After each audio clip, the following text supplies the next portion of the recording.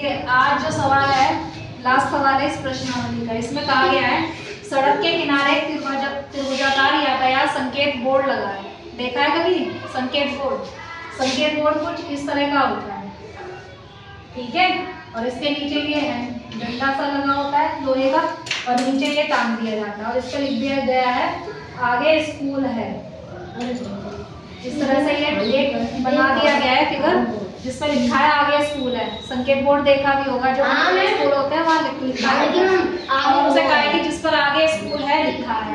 यदि संकेत बोर्ड की भुजाएं, आकृति कैसी है त्रिभुजाकार, इसकी भुजाएं हमें दे रखी है, एक दी है 60 सेंटीमीटर, अगर हम इसको कहते हैं ये 60 है, दूसरी वाली 80 है और तीसरी वाली हमने मान ली है हमारी 100 सेंटीमीटर है, ठीक है।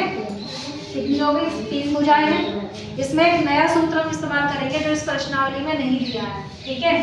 त्रिभुज की तीनों भुजाओं का सबसे पहले हमें क्या निकालना है? योग, ठीक है। तब उससे हम निकालेंगे बाकी का क्षेत्रफल। अभी आपने जो त्रिभुज के क्षेत्रफल का सूत्र पढ़ा है वो है 1/2 आधार गुणा ऊंचाई, यही पढ़ा है।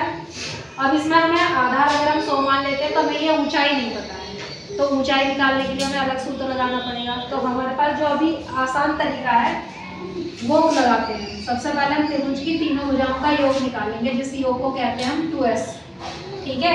2s बराबर होता है a + b + c, ठीक है।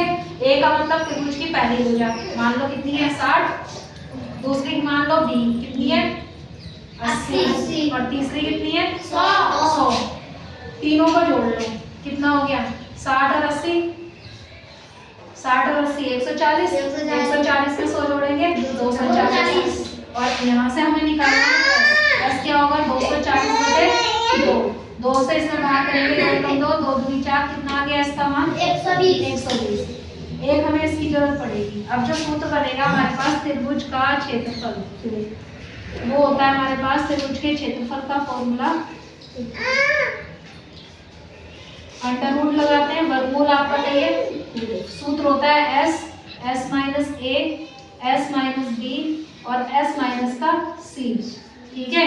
चाहो तो अपनी सहूलियत के लिए यहाँ पर मान लो, लिख लो अपनी तरफ से। a बराबर हमने कितना लिया है 60, b बराबर कितना लिया है 80 और c बराबर कितना लिया है हमने 100 सेंटीमीटर। ये 3 चीजें हमारे पास जिसकी हमें यहाँ जरूरत पड़नी है। रखते जाएं।